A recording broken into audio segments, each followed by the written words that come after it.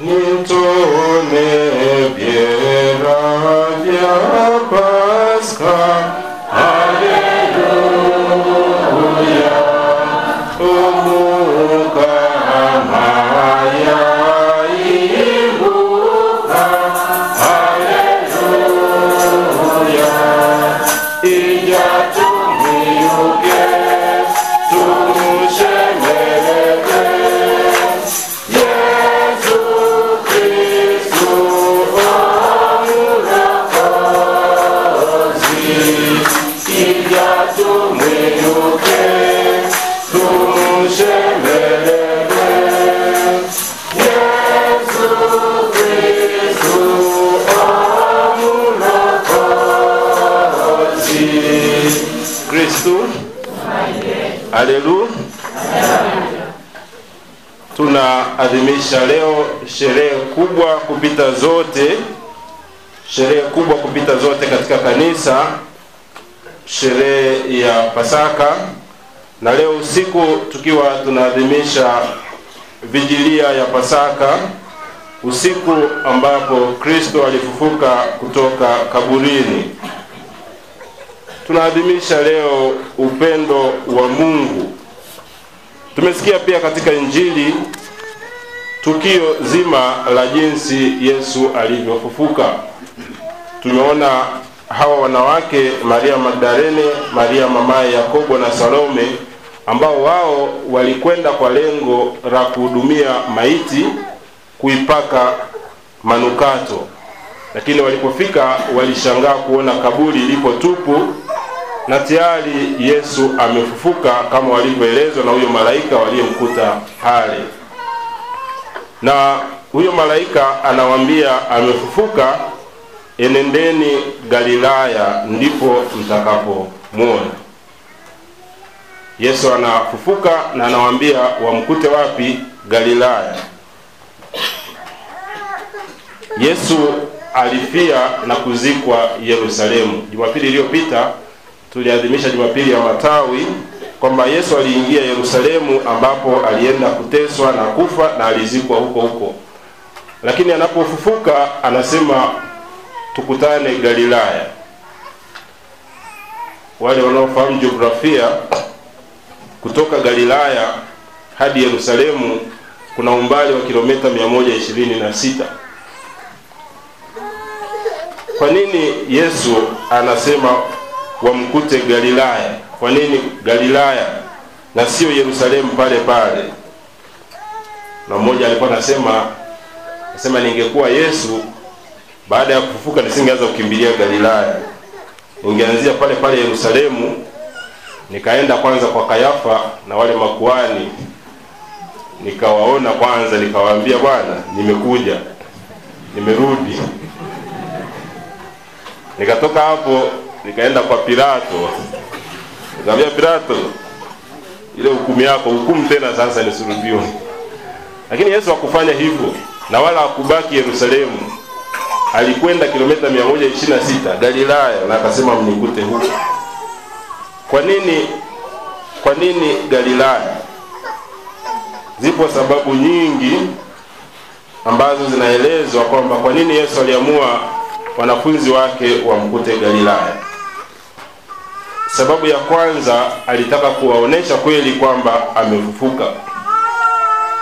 Mara nyingi kunapokuwa na habari wanasema breaking news kama hiyo kwamba Yesu amefufuka, huwa kuna miemko na uzushi mwingi. Mara nyingi kunapokuwa na breaking news huwa kuna miemko, watu wanazusha mambo, leo kusema ni uzushi. Lakini ukisafiri kilomita 126 ambapo najua kwa hizo sio kama kulikuwa na magari au bombardia, wale walikuwa wanaenda kwa miguu au farasi, ni umbali kidogo ambao ulikuwa unatosha mtu kutulia na kujua kwamba sasa hivi sio miemko. Sasa hivi sasa unarudi kwenye akili yako, unatambua kwamba kweli ninachokiona ni ukweli na sio uzushi. Kwa hiyo umbali ulikuwa unatosha mtu kutulia na kuamini kweli kwamba Yesu amefufuka. Lakini pia kulikuwa na imani mbalimbali kama zilivyo siku hizi. Kuna imani za mizimu, Mtu akifa huwa kuna watu wanasema nchweke na vitu vingine. Sasa angebaki pale pale wangeweza kusema labda ni nchweke au ni mzimu wake. Lakini mzimu hauwezi kusafiri kilomita zote hizo. Ndio maana alikwenda mbali ili watu wakienda waone kwamba kweli huyu ni Yesu, sio mzimu wake. Lakini sababu kubwa kabisa iliyomfanya Yesu awaambie wanafunzi wake tukutane Galilaya, alitaka kuwakumbusha yale yote aliyowafundisha. Yesu wakati anaanza kuhubiri baada ya kutoka jangwani, alipokwenda siku 40, alipoanza kuhubiri alianzia Galilaya, kama tunavyosoma katika Injili hii ya Marko sura ya 1 aya ya 14 hadi ya 15. Anasema baada ya Yohane kutiwa gerezani, Yesu akaenda Galilaya akihubiri habari njema ya Mungu, akisema wakati umetimia na ufalme wa Mungu umekaribia, tubuni na kuiamini Injili. Kwa hiyo kwenda Galilaya alitaka kuambia wanafunzi wake warudi sasa kwenye mafundisho yake, wayaangalie katika mwanga wa ufufuko. Warudie yale yote aliyowafundisha, wayaangalie upya katika mwanga wa ufufuko, ndipo wataweza kuelewa yote aliyokuwa anawafundisha. Na ndio maana aliwaambia turudi sasa Galilaya, tuanze upya, tuweze kuangalia maisha yetu. Ndio maana Pasaka tunaanza upya maisha yetu na kuyaangalia katika mwanga mpya wa ufufuko. Pasaka tunaanza upya imani yetu, na ndio maana tutarudia ahadi zetu za ubatizo. Tujikumbushe kwamba lengo letu ni lipi na tunakwenda wapi. Ndio maana ya kurudi Galilaya. Pasaka ni ushindi. Ufufuko wa Kristo ni ushindi wa imani yetu. Yesu alipokufa wengi walikata tamaa, na wafuasi wake wengi walirudi nyuma. Lakini Yesu anapofufuka anatutia nguvu. Imani yetu inaamka upya, na ndiyo inaifanya imani ya Kikristo iendelee kusimama. Ufufuko wa Kristo ni ushindi wa imani yetu. Tunasadiki na tunaamini kwamba hakuna kinachoweza kumshinda Kristo, na hakuna kinachoweza kututenga na Kristo. Iwe ni taabu, iwe ni dhiki, iwe ni kupigwa mijeledi, iwe ni kutemewa mate, iwe ni kusulubishwa msalabani, iwe ni kufa, iwe ni kuzikwa, bado imani yetu kwa Kristo itabaki imara. Na ndio maana wale wote waliokuwa wamekimbia, wale wote waliokuwa na hofu, baada ya ufufuko wa Kristo wanapata nguvu mpya ya kuweza kusimama upande wa Kristo. Ijumaa Kuu watu wengi walikimbia na walimwacha Kristo kwa sababu ya hofu. Na mmoja alikuwa anasema kwamba Yesu alikuwa na wanaume wote walikimbia wakamwacha, alibaki Yohane tu. Wale wanaume wote waliobaki 11 walikimbia, akabaki mmoja. Baada ya ufufuko wa Kristo, hao waliokimbia wote wamerudi kwa nguvu mpya, wakiongozwa na Petro ambaye alimkana mara 3. Yeye mwenyewe ndiye amerudi na anasimama akiwaongoza wengine kutetea ufufuko wa Kristo. Ile hofu waliokuwa nayo ilipotea kwa sababu ya ushindi wa Kristo. Na hao 10, kimuondoa Yuda ambaye huyo alichukua njia yake, wale wengine wote 10 walikufa kifo dini. Walikuwa tayari kufa kwa ajili ya Kristo. Wakati Yesu anateswa walikimbia, lakini baada ya ufufuko wale wote 10 wakiongozwa na Petro, Andrea, Yakobo na wengine wote waliuawa kifo dini wakimshuhudia Kristo. Ile hofu waliokuwa nayo ilipotea, wakabaki imara na wakaendelea kumsimama upande wa Kristo.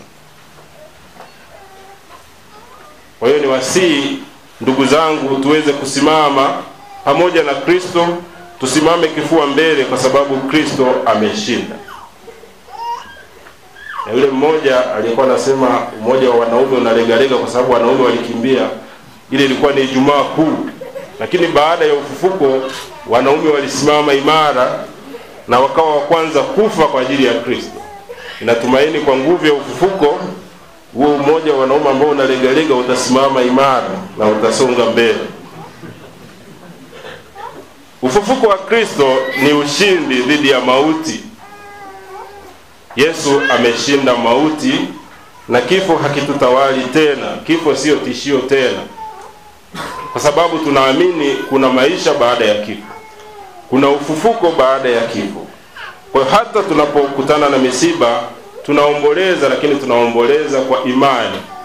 Kwa sababu tunaamini kuna ufufuko. Kwa kifo sawa tunasikitika, lakini bado kwa sababu ya ufufuko wa Kristo tutaendelea kusimama imara na tutaendelea kushangilia kwa sababu tunajua mwenzetu aliyetutoka hajapotea bali amefufuka pamoja na Kristo. Na ndio maana pamoja na kwamba tupo kwenye maombolezo kitaifa, maombolezo ya rais wetu Magufuli, tunaomboleza lakini bado tuna matumaini kwamba amefufuka. Na ni shukuru jeshi la polisi, naona walirekebisha kidogo, wakasema sherehe za Pasaka ziendelee hata kama tupo kwenye maombolezo, kwa sababu Pasaka ndio matumaini yetu. Bila Pasaka tunatetereka, tunakuwa hatuna matumaini tena. Lakini Pasaka ndio inatupa nguvu kwamba hata wapendwa wetu waliotutangulia watafufuka pamoja na Kristo, pamoja na mpendwa wetu Rais Magufuli ambaye amefanya mengi na amesacrifice maisha yake kwa ajili yetu. Tuna imani kwa sadaka yake atakuwa amepokelewa huko mbinguni. Tumuombee aweze kufufuka pamoja na Kristo. Ufufuko wa Kristo ni ushindi dhidi ya ibilisi, dhidi ya shetani na dhidi ya nguvu za giza. Ndio maana tumeanza ibada yetu kwa mwanga, kwamba Kristo anapofufuka anatuletea mwanga ili kufukuza giza. Tulizima taa zote tukaanzia gizani kuonesha kwamba bila Kristo tupo gizani. Ijumaa Kuu Yesu alipofariki, giza lilitanda juu ya uso wa nchi, kuonesha kwamba bila Yesu maisha yetu ni giza. Bila Yesu tutaishi maisha ya ibilisi, maisha ya giza. Kristo anapofufuka anatuletea mwanga, anatuondoa katika giza, na sisi tushiriki huo mwanga wa Kristo. Na ndio maana ule mshumaa wa Pasaka ambao unamwakilisha Kristo umetumika kutuwashia sisi ili na sisi tuweze kuwaangazia wengine. Tumewasha mishumaa yetu kutoka kwenye mwanga wa mshumaa wa Pasaka ili kuonesha kwamba Kristo aliyefufuka anatuangazia na anatutuma sisi tuweze kuwa mwanga kwa wengine. Tuondoe giza la dhambi. Dhambi nyingi hufanyika kwenye giza. Dhambi nyingi zinafanyika kwenye giza. Tunaalikwa tuweze kuliangaza hilo giza ili kuondoa hizo dhambi katika maisha yetu. Ufufuko wa Kristo ni ushindi wa haki na ukweli dhidi ya uongo na uonevu na dhuluma. Ukweli utabaki kusimama milele. Yesu alishtakiwa kwa uongo, lakini uongo huo haukudumu zaidi ya siku 3. Siku ya 3 ukweli ulifufuka. Ukweli hata ukiutemea mate, ukweli hata ukiupiga mijeledi, ukweli hata ukiusulubisha msalabani na kuuzika, siku ya 3 ukweli utafufuka. Ufufuko wa Kristo unatupa tumaini na imani kwamba tutashinda.